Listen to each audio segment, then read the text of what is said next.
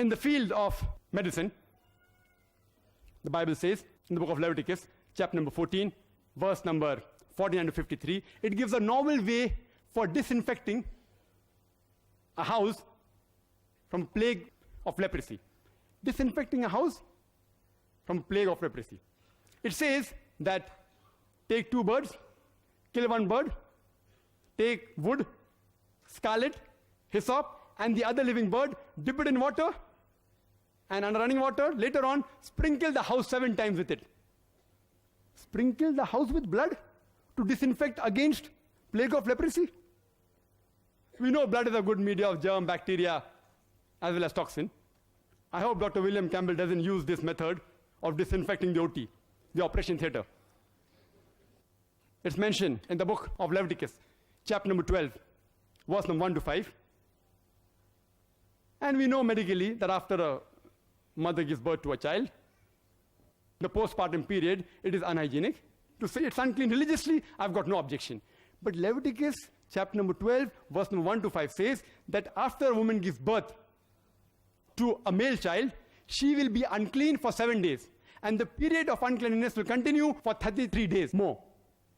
If she gives birth to a female child, she'll be unclean for 2 weeks, and the period of uncleanliness will continue for 66 days. In short, if a woman gives birth to a male child, a son, she is unclean for 40 days. If she gives birth to a female child, a daughter, she is unclean for 80 days.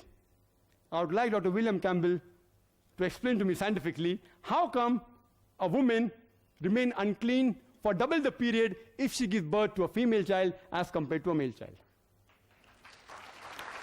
The Bible also has a very good test for adultery.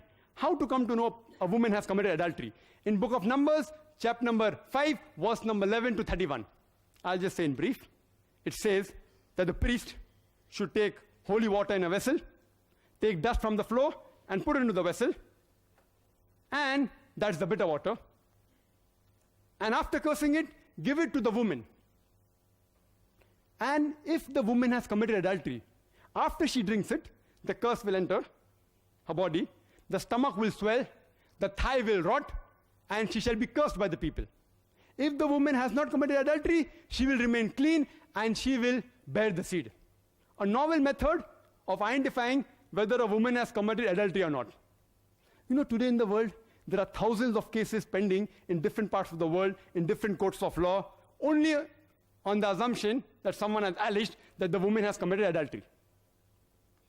I had read in the newspapers, and I came to know from the media that the president of this great country, Mr. Bill Clinton, he was involved in a sex scandal about 2 years back.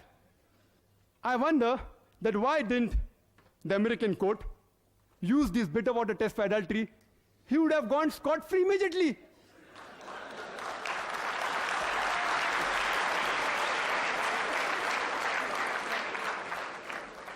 Why didn't the Christian missionaries of this great country, especially those who are in the medical field, like my respected Dr. William Campbell, use this bitter water test to bail out their president immediately?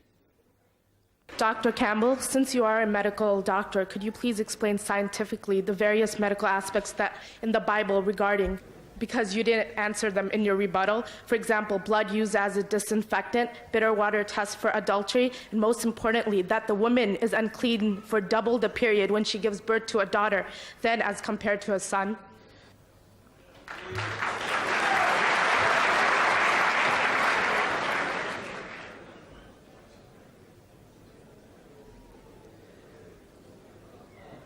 Thank you for the question, and I'll get to it.